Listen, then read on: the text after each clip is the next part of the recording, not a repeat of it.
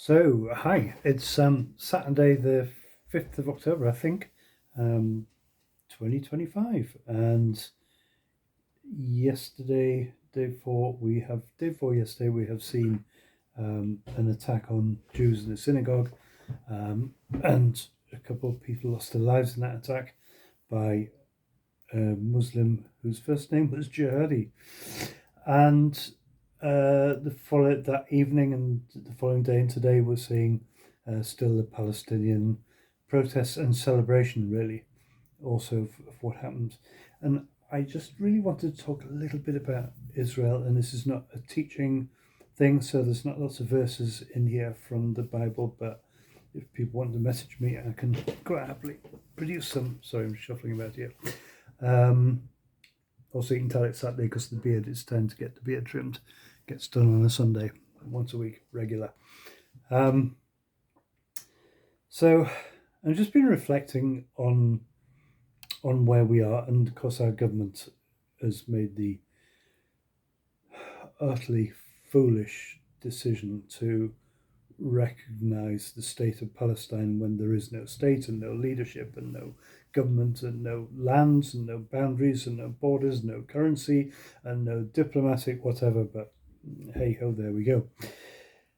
And I just want to reflect on God's purpose and plan in this just for a few minutes. So we need to read the Bible as a whole. And actually, I think for a lot of Christians, they just tend to read the bits they like. Or read the New Testament. I came across somebody the other day who said, I just read the Gospels. We need to read it all. And it is a book as a whole that hangs together, the Old and the New Testament. There's not really a division between the two either. They move seamlessly from one to the other. And you'll not understand the New Testament fully until you know what's in the Old. And you'll not see the glory of the Old until you see what's in the New. But from the beginning, God chose a people. And that's the theme that runs right through the Bible. And that people is the nation of Israel. Doesn't mean they're perfect, doesn't mean they're special in terms of doing wonderful things, but it means that he chose them, and he chose them for a purpose. He then chose a land to place them in, and there may be better lands he could have chosen. There may be nicer lands, I don't know, lands with less desert, lands, I don't know, there could be other places you would think, why didn't God choose that place instead of this? But he chose that. And for me, that's good enough, that's where he chose. And for me, the people that he chose, that's good enough. And the purpose is to reveal his plan of salvation to the world, to have a people and a place to model it. And that has been his purpose. And of course, by the time we see the birth and the life and death of Jesus in that land, and the resurrection and the start of the church in that land and spreading out across the world, we can see how this master plan is coming into effect. So he's chosen a people and he's chosen a land, and his plan is to make known to the world who he is and how much he loves us and how much he wants to reach out to us and how much he wants to save us from our sin and bring us into a relationship with him. There were times when his people were utterly unfaithful to him and followed the ways of the nations around, and there were times where God decided that they should not enjoy the benefits of living in that land. And there were times where they turned back to him and he decided that they were to return and to live there. So I think the important thing for me is it's his people, his land, his choice, not my choice. And unfortunately, perhaps one of the things that the church often has got wrong is to say that, the church has replaced Israel in the plans of God. And that's absolute rubbish. And that's easy to demonstrate from the scripture that God has not decided to go back on his promises to Israel, and that whatever he's promised to them stands because he's faithful and he keeps his promises. And if we think for a moment that he's changed his mind and gone back on his promises to Israel, then how secure are his promises to us? If he's going to choose a people for his own people and then just say, I didn't really mean that. What's that mean for us in terms of what he says to us and promises to us, and in terms of our salvation, in terms of the faithfulness of God and the revealed witness of Jesus? So we come to where we are today, and we are truly in the times where men call good evil and they call evil good. And so the other day, 2 Jewish people lost their lives in an attack on a synagogue by a Muslim who was brought up with the name Jihadi, a Muslim who was brought up in this land, in the UK. He didn't come from abroad. He's gained all his Islamist fanaticism at the hands of the Muslim community in the UK. And so we have this terrible occurrence, followed by celebration, followed by people saying that actually this is what the Jews deserve. And we have this enormous wave of anti-Semitism in this country at the moment, which is fostered by this government and the previous government, who've allowed the Palestinian activists' protests to take place, who've fallen succor to the SUCKER, suckers, to the publicity, the stories that Hamas has put out, which are demonstrably untrue.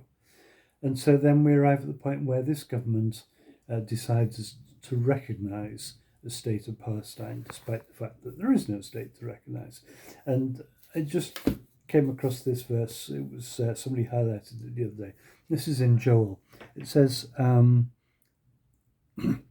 those days, at that time, when I restore the fortunes of Judah and Jerusalem, I will gather all nations and bring them down to the valley of Jehoshaphat. There I will enter into judgment against them concerning my inheritance, my people Israel, for they scattered my people among the nations and divided up my land. Not divided up their lands, not divided up a land, but divided up my land, which is the land that belongs to God. And I think we need to be so careful about how we handle this. We need to be so careful about how we approach these things, and for this nation to stand up and begin to divide up the land that God has chosen for himself is a foolish and dangerous thing. And it invites upon us the disfavour of God. And I really don't want his disfavour. I've got some semblance of wisdom about me, and I prefer his favour than his disfavour. The other thing behind all this, is that Jesus will return, and he will return to a land and a place and a people. And he has an appointment booked with his people.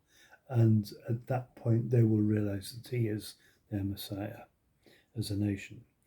He has an appointment with the world. When he returns, every eye will see him. And he will return to a place. And that place is in the land of Israel.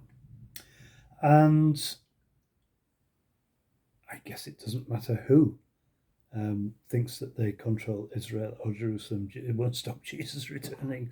But I think the enemy would like to think that if he disrupts political process, then somehow he can delay the return of Jesus. But the truth is that the land and the people and God, our Father, and Jesus Christ are, and as I should say, Jesus the Christ. Christ is not his surname. He's not Mr. Jesus Christ. He's Jesus the Christ, the Messiah, the one, the chosen one, the anointed one. All these are central to our salvation. And for us as a nation to attempt to play about with that and interfere with that is just foolish, foolish, foolish. And my hope is that our present Prime Minister and David Lammy and others will find themselves removed from office. We'll just have to see. But this is just foolishness on a grand scale. And we need to recognize that God has a plan, He has a land, He has a people, He has a church, and the church takes a major part in this plan too. And we need to not neglect it, but we need to realize in Romans 9, 10, 11, we, the church, are grafted in. We're not replacing. And actually, us and the nation of Israel, the Jewish people, both have a fundamental part to play in this. And we need to find our place, find our limits, and go on from there. So, I hope that's helpful, not too much of a rant. And maybe we'll come back to this in the future.